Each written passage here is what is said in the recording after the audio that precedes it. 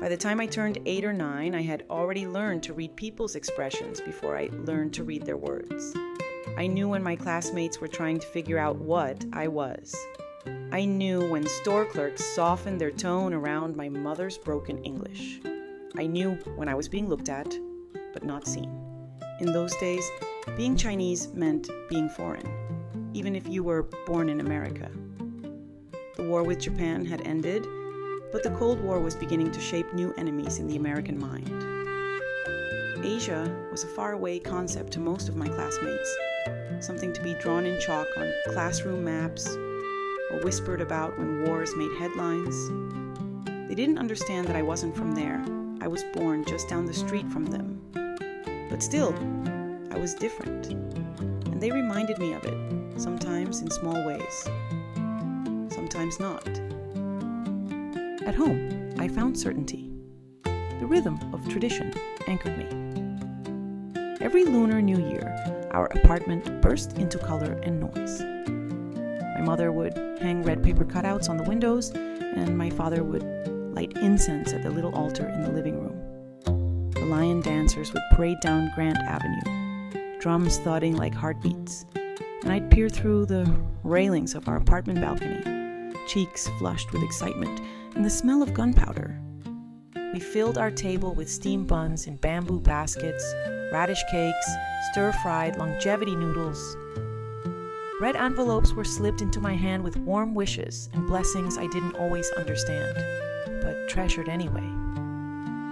It was the one time of year I felt like the world outside matched the world inside our home. And yet, when I returned to school, that world vanished. My teachers mispronounced my name on the roll call.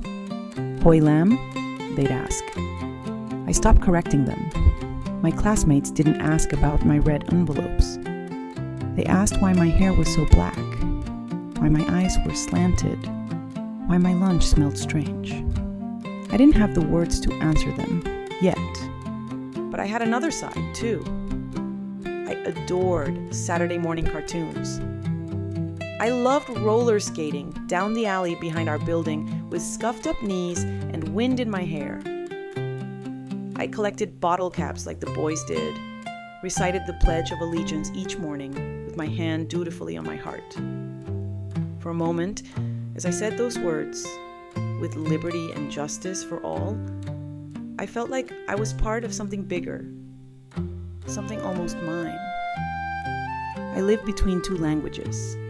At home, I spoke Cantonese fluently, even if my accent was touched with American rhythm. At school, I slipped into English sharp and quick. I translated for my parents without thinking. Doctor visits, PTA meetings, store returns. I knew how to soften my mother's urgency in English, how to explain complicated words with the right tone to avoid embarrassment.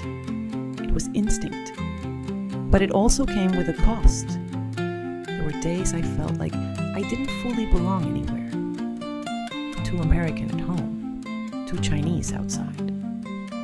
I was a girl with two names, two tongues, and a growing understanding that identity wasn't just inherited, it was something I would have to make room for piece by piece.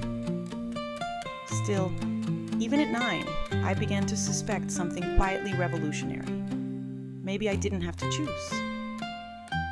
Maybe being between could be a place of its own. Maybe Hoi Lam and Ellen could both be real.